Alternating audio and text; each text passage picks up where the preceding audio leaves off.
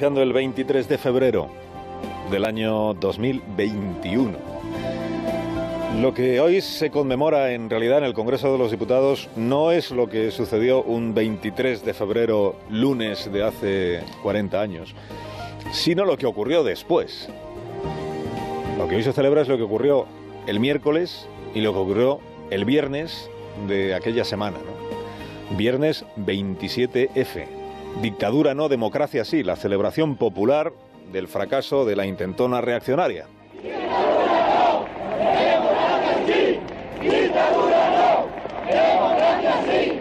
Ciudadanas y ciudadanos, los días 23 y 24, grupos golpistas intentaron destruir las instituciones democráticas, la pacífica convivencia de los españoles y la Constitución que mayoritaria y libremente nos hemos dado en el ejercicio de la soberana e indomable voluntad popular.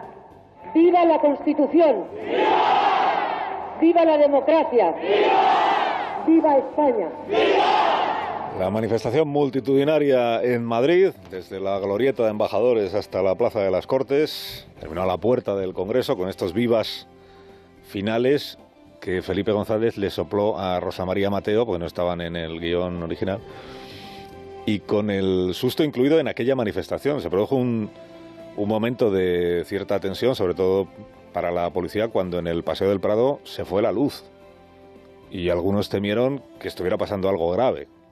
Por ejemplo, un atentado, pensaron algunos manifestantes. Al final no pasó nada y la manifestación pudo terminar como se esperaba y para celebrar con todos los dirigentes políticos allí presentes y unidos en primera línea para celebrar el fracaso del golpe de Estado, para celebrar que la democracia y la Constitución pues seguían vigentes, ¿no? Esto es lo que hoy se conmemora en el Congreso. No es a Tejero a quien se conmemora. Es la pervivencia de la soberanía popular que la Constitución del 78 consagra, frente a quienes intentaron obligar por la fuerza a aquellos diputados a investir a un general como presidente del gobierno.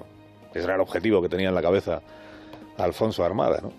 Hoy se celebra que no alcanzaron su objetivo quienes urdieron, ejecutaron el secuestro de los ministros y de los diputados, del gobierno y del poder legislativo, aprovechando que el Congreso estaba invistiendo a un nuevo presidente del poder ejecutivo.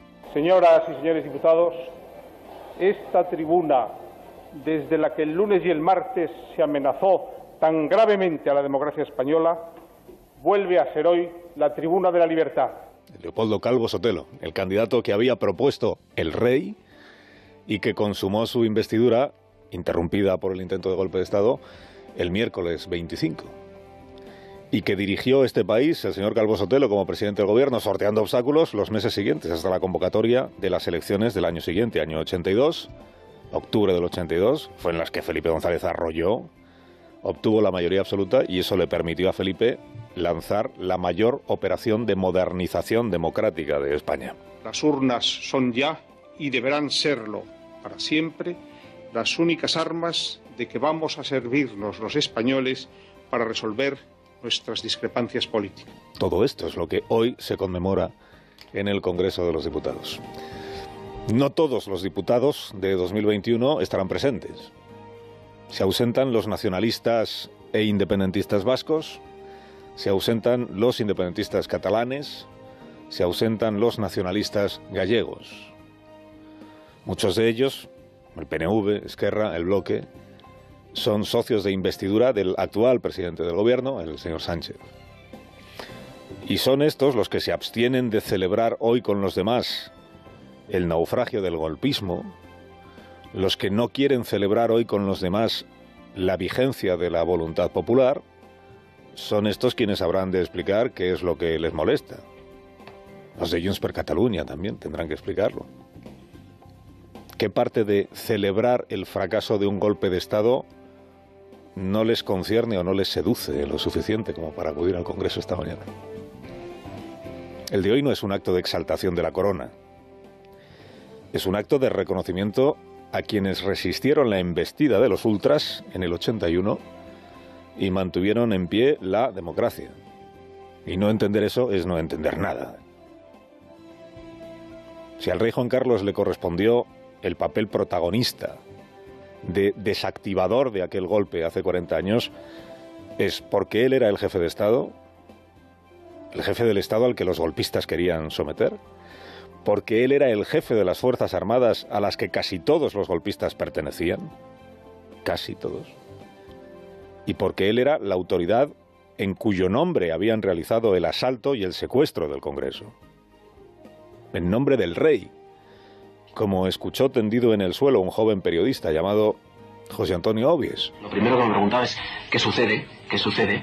Pensaba que iban en busca de unos etarras o algo por el estilo, y después qué pasará afuera. Entonces oigo, tumbado en el suelo completamente, nervioso, oigo a un militar de graduación decir o mencionar al rey en buenas palabras. Algo así como si el rey lo sabe, o no el rey lo sabe, pero que cuentan con ello en nombre del rey o algo de eso. En nombre del rey, invocando al rey. Nunca fue un secreto esto, ¿eh? Nunca fue un secreto que Tejero decía actuar en nombre del rey, que Milans decía estar sirviendo al rey, o que Alfonso Armada se ocupó de empujar a estos dos, a Milans y a Tejero, para que la montaran y luego poder presentarse él como la solución al problema que él mismo se había encargado de orquestar, dando a entender que el rey estaba detrás de lo que Armada iba por ahí diciendo o proponiendo, ¿no? El golpe de timón y todo aquello. El rey fue protagonista de aquel 23F por todo esto y porque, a diferencia del gobierno y a diferencia del poder legislativo, él no estaba secuestrado por Tejero. Y por eso él sí pudo actuar. Y actuó. Por muy republicano que uno sea, por muy independentista que uno sea, por muy de Podemos que uno sea, es inútil y también poco inteligente negar la historia. La corona, símbolo de la permanencia y unidad de la patria, no puede tolerar en forma alguna acciones o actitudes de personas que pretendan interrumpir por la fuerza el proceso democrático que la Constitución votada por el pueblo español determinó en su día a través de referéndum. Hace 40 años el rey ya había entonces, Juan Carlos, demostró haber entendido que la legitimidad de su corona no procedía ni de su linaje ni de Franco. Procedía del referéndum que 2 años y medio antes había aprobado una Constitución basada en un régimen de monarquía parlamentaria en el que la soberanía nacional solo reside en el pueblo. Demostró haber aprendido el rey que él tenía que actuar ante un golpe militar justo al revés de cómo actuó su abuelo Alfonso. Si aquel toleró el golpe militar y se abrazó a la dictadura durante 8 años, violando la Constitución del 76 y ligando así su suerte y la de la corona al régimen dictatorial, y así acabó Alfonso XIII, el nieto se desmarcó de los golpistas, desbarató el levantamiento militar y cumplió con la Constitución que había jurado defender. Mantuvo la soberanía donde estaba, en el pueblo, no en él. La elección del año 23 la tenía presente aquel rey en el año 81 porque la habría mamado en casa, seguramente. Es natural que ante la historia quedara aquel discurso del rey de madrugada el 24 de febrero como el de el afianzamiento de la monarquía parlamentaria en España, o el comienzo de la etapa de estabilidad política y de modernización del país que, a pesar de los esfuerzos de algunos actores políticos en estos últimos 40 años, hoy permanece. Y es natural que el rey siguiente, que es el que hay ahora, Felipe, aprendiera a su vez que su legitimidad emana solo de la Constitución del año 78. Y que su primera tarea, como la de su padre en el 81, es cumplir esa Constitución y defenderla frente a quienes intentan abortarla. Un rey agarrado a la Constitución, como dice el libro de Zarzalejos, porque sabe que sin la Constitución él no es nada. Carlos Alsina, en Onda Cero.